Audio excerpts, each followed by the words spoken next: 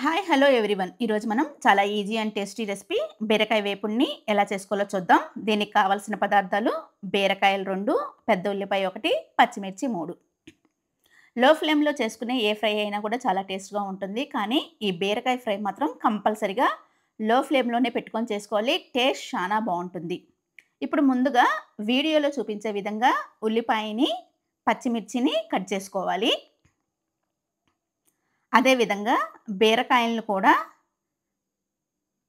అంత పెద్దగా కాకుండా, అంత చిన్నగా కాకుండా వీడియోలో చూపించే విధంగా కట్ చేసుకుంటే కర్రీ చానా బావుంటుంది.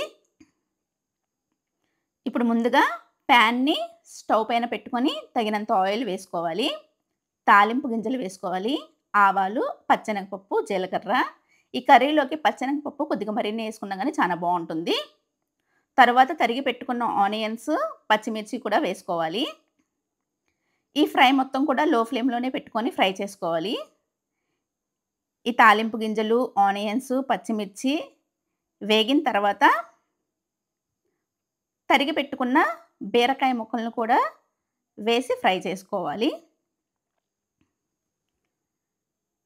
ఇప్పుడు తగినంత సాల్ట్, పసుపు వేసుకోవాలి. ఇప్పుడు ముక్కలన్నిటిని ఒకసారి సాల్ట్, పసుపు కలిసేలా కలుపుకోవాలి.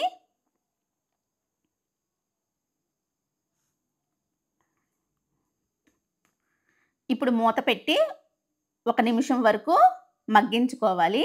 మంటని లో ఫ్లేమ్‌లోనే ఉంచుకోవాలి.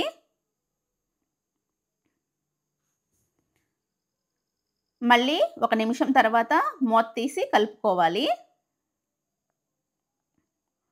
మొక్క ఉడికింది అని తెలవటానికి మనకి ఆయిల్ కర్రీ నుండి సెపరేట్ అవుతది. అప్పుడు మొక్క ఉడికినట్టు అర్థము.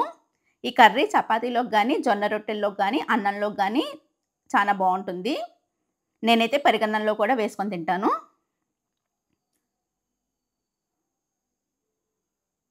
ఆయిల్ అంతా కూడా పైకొచ్చేసింది. సో, లాస్ట్‌గా మనం కారం వేసుకొని పచ్చి వాసన పోయేంత వరకు ఫ్రై చేసుకోవాలి.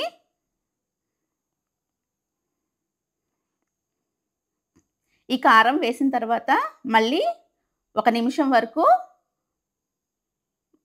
మళ్ళీ మగ్గించుకోవాలి.